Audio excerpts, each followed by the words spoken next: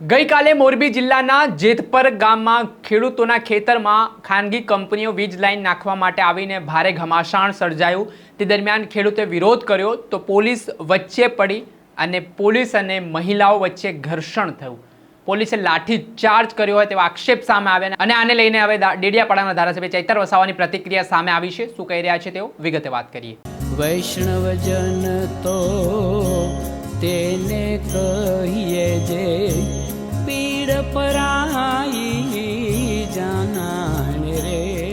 દર્શક મિત્રો, નવજીવન ન્યૂઝમાં આપનું સ્વાગત છે। હું છું ફૈઝાન।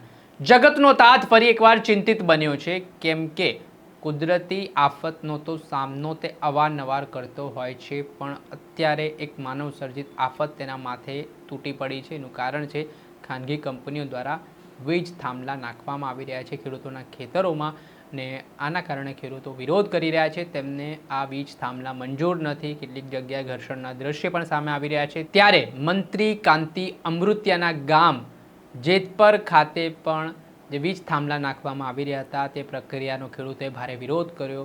પરિસ્થિતિ વણસી મોટી સંખ્યામાં ખેડૂતો છે તે ખેતરોમાં આ વીજ લાઇનનું કામ અટકાવવા માટે પહોંચ્યા। પોલીસ પ્રશાસન ત્યાં હતું। પહેલાંથી જ પોલીસનો જડ 2 લાખ બંદોબસ્ત ગોઠવી દેવામાં આવ્યો હતો ને ખેડૂતો અને પોલીસ વચ્ચે થોડીક ઉગ્ર બોલાચાલી થઈ।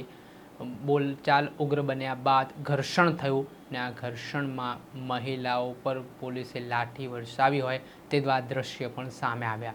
આ ઘટનાને લઈને ડેડિયાપાડાના ધારાસભ્ય ચૈતર વસાવાની પણ પ્રતિક્રિયા સામે આવી છે, જેમાં તેઓ ટ્વિટરના માધ્યમથી લખી રહ્યા છે, गुजरात के मोरबी में अपने खेतों से गुजरने वाली बिजली लाइनों के विरोध कर रहे किसानों और महिला प्रदर्शनकारियों पर पुलिस की बहरहमी से लाठीचार्ज बेहद शर्मनाक और निंदनीय है।